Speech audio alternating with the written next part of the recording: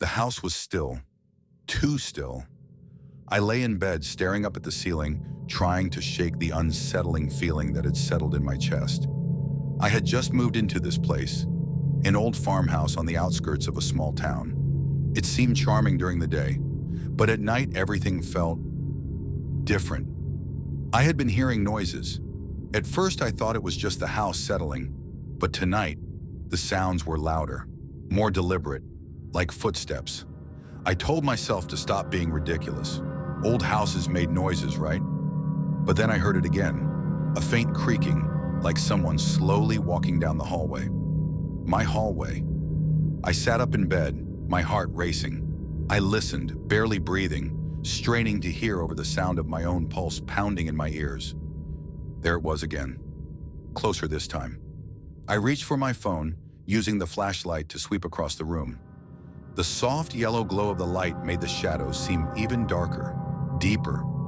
I saw nothing, but the creaking, it didn't stop. It was coming from outside my bedroom door now. I slid out of bed, my bare feet cold against the hardwood floor. I moved quietly, pressing my ear against the door. Silence. For a moment I wondered if I'd imagined it. Then a soft knock, 3 slow taps. I jumped back, my breath catching in my throat. Who would be at my door in the middle of the night? My heart was thudding so hard I could feel it in my chest. I had to check. I couldn't just stand there. I slowly unlocked the door, pulling it open a crack. The hallway was empty. The only light came from the faint moonlight streaming through the window at the end of the hall, casting long, eerie shadows. I stepped out, my hands shaking as I held my phone's flashlight in front of me. I crept toward the staircase, my steps silent but cautious. As I approached the top of the stairs, I heard it again, a faint whisper, my name. "Who's there?" I called out, my voice barely louder than a whisper. No answer. I peered down the stairs. The front door was slightly ajar, the cool night air creeping in. My stomach dropped. I was sure I had locked it. I descended the stairs slowly, each creak of the steps echoing in the silence. My mind raced, trying to come up with logical explanations. Maybe the wind had blown it open. Maybe I'd forgotten to lock it in my rush earlier. But deep down, I knew something wasn't right.